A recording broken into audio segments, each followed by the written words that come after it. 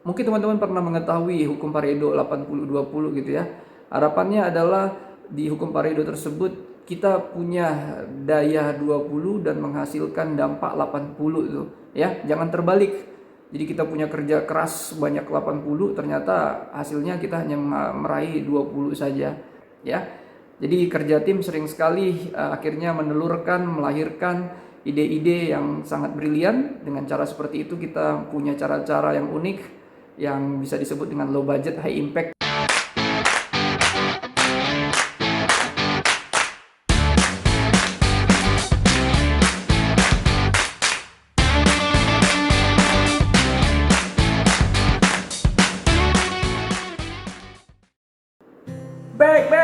Back again. Hola teman-teman Slim semuanya, kembali lagi di Seven Production. Teman-teman, kali ini materi kita, pembahasan kita lebih kepada yang namanya bekerja sama gitu ya, kerja tim. Jadi sering kita melihat di sekeliling kita, mau itu kerja di dalam sebuah kerja kelompok mahasiswa ataupun misalnya di lingkungan kerja kita atau organisasi di mana tempat kita berada.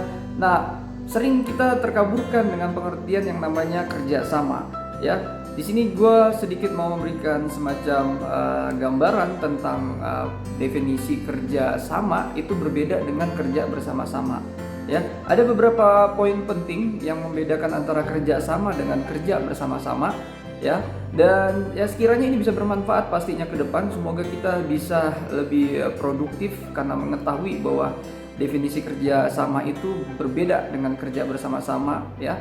Semoga juga ini membekali ya dan bermanfaat buat teman-teman semuanya ya. Seperti apa teman-teman perbedaan atau 3 perbedaan yang menjadi poin. Namun sebelumnya teman-teman berinvestasilah terlebih dahulu dengan menekan tombol subscribe, share, like, dan komennya. Seperti apa pembahasannya? Check it out.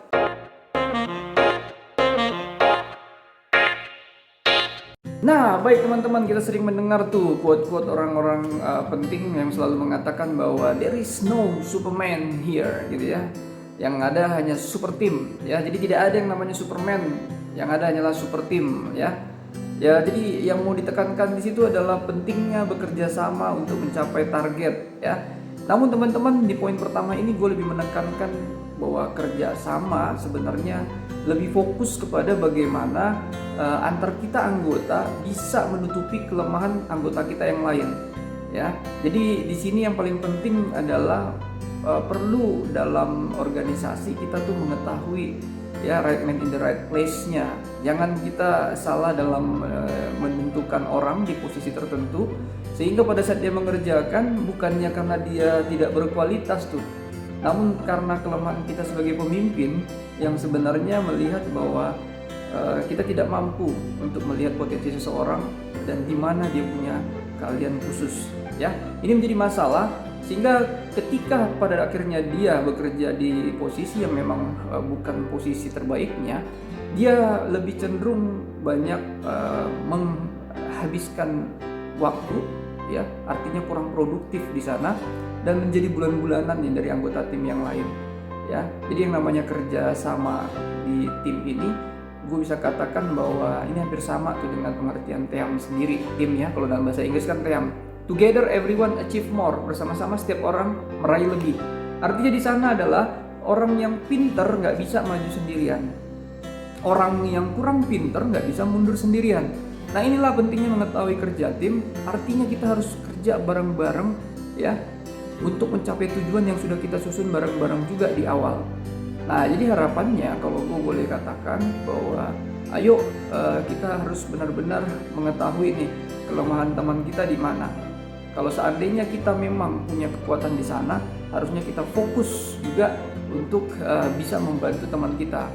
Begitu juga sebaliknya, apabila memang kita punya sebuah kelemahan, harapannya adalah teman-teman kita yang lain itu bisa mengajari kita ya, bisa membackup kita. Dengan cara seperti itu kita sebagai sebuah tim menjadi sebuah tim yang kuat ya, yang sulit untuk terkalahkan. Ini juga kalau teman-teman mau belajar bagaimana Jack Ma juga pada saat membuat Alibaba-nya, dia mempekerjakan itu sebenarnya teman-teman siswanya karena dia dulu adalah guru les bahasa Inggris dan mereka berhasil diajak untuk kerjasama dengannya gitu ya. Dia artinya bisa memberdayakan orang-orang yang pintar atau yang lebih pintar dari dia untuk memaksimalkan mereka punya potensi.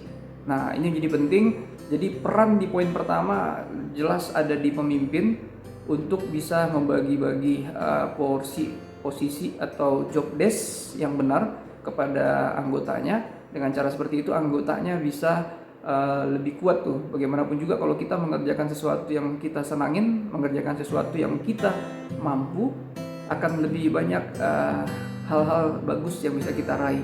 Berbeda kalau seandainya kita mengerjakan sesuatu hal yang tidak kita cintai dan kita dipaksakan, ya, sehingga ketika kita kerjakan pun hasilnya menjadi kurang maksimal.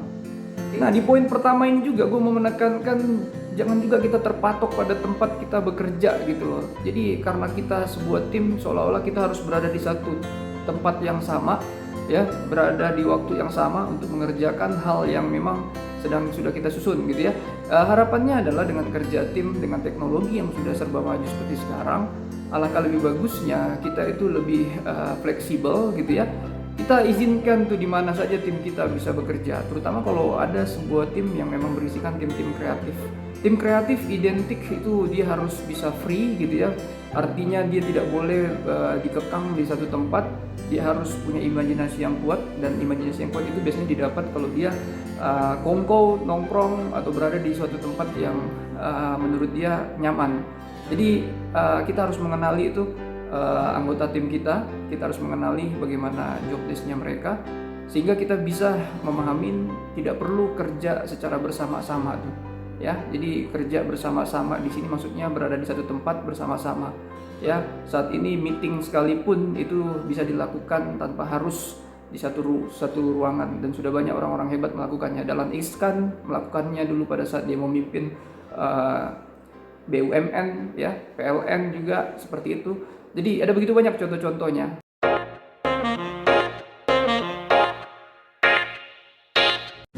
Nah, berikutnya teman-teman, yang kedua, kalau kita bisa katakan kerjasama itu lebih berpatok sebenarnya pada pencapaian target.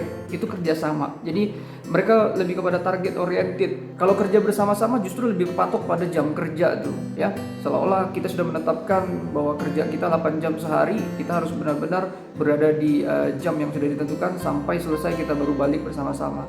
Ya, gue pikir ini gaya-gaya yang sifatnya klasik yang harusnya sudah kita lebih sesuaikan dengan kemajuan yang ada sekarang, sehingga gue bisa katakan teman-teman, ayo, pencapaian target itu jauh lebih penting. Pencapaian target pada akhirnya itu menuntut fleksibilitas, ya, kelenturan dalam pencapaiannya.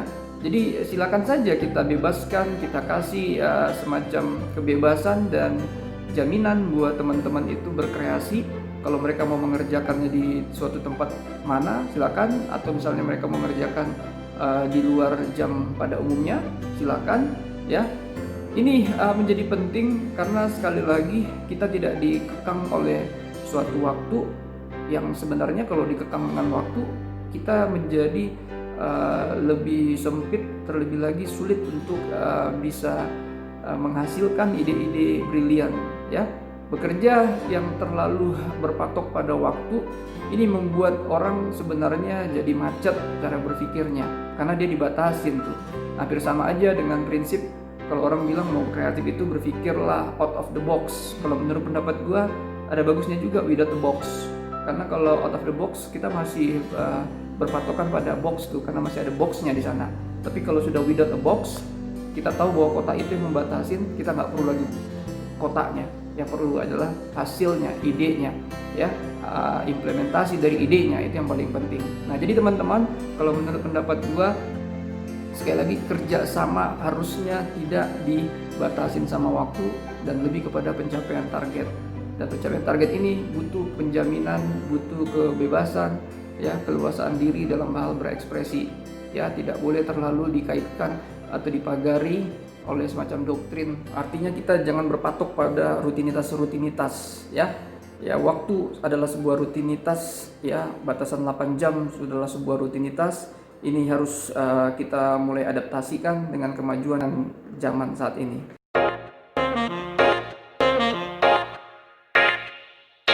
Nah, pada akhirnya teman-teman, yang namanya kerja sama ini akan meninggalkan sebuah pola-pola yang bisa diikutin oleh anggota lainnya nantinya gitu ya. Jadi bisa gue bilang memang kerjasama menghasilkan suatu hal yang menginspirasi.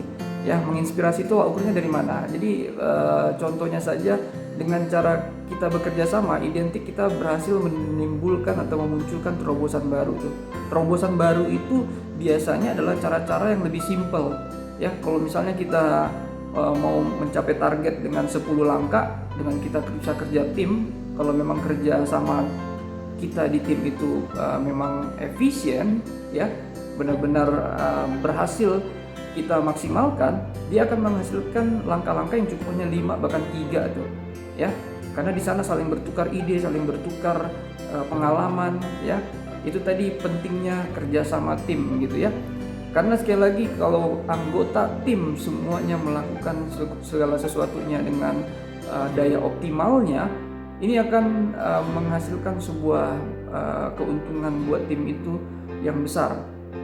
Ya, diantaranya adalah itu tadi cara-cara yang sangat-sangat punya terobosan baru, breakthrough, dan juga memiliki pencapaian-pencapaian target yang lebih cepat dari target awalnya, seperti itu ya teman-teman. Nah, semoga saja teman-teman yang berada di organisasi manapun saat ini memiliki tim yang kompak. Terlebih kompak di sini adalah mengetahui apa arti kerja tim sehingga bisa lebih produktif pastinya. Dan percayalah, dengan kemajuan teknologi harusnya kita punya gaya-gaya yang lebih baru ya. Oh, system doesn't work, kata salah seorang motivator tuh ya. Jadi sistem lama sudah tidak bisa berjalan lagi dengan adanya kemajuan teknologi dan juga pandemik ini. Seharusnya kita sudah bisa lebih adaptif, menyesuaikan dengan kebutuhan kita ya. Kita harus bisa lebih memaksimalkan dengan memahami karakter anggota tim kita. Dengan cara seperti itu diharapkan kita lebih punya kelenturan-kelenturan dalam kebijakan, tidak terlalu kaku ya, dan pastinya kita bisa meraih target-target kita lebih memuaskan dari apa yang kita ekspektasikan sebelumnya. Nah, dengan kata lain sebenarnya gue mau katakan, dengan kerja sama kita itu akan melahirkan yang namanya kerja cerdas, smart work, bukan lagi sebatas hanya kerja keras ya, atau istilahnya work hard aja gitu. Mungkin teman-teman pernah mengetahui hukum Pareto 80-20 gitu ya. Harapannya adalah di hukum Pareto tersebut kita punya daya 20 dan menghasilkan dampak 80 itu ya. Jangan terbalik. Jadi kita punya kerja keras banyak 80, ternyata hasilnya kita hanya meraih 20 saja ya.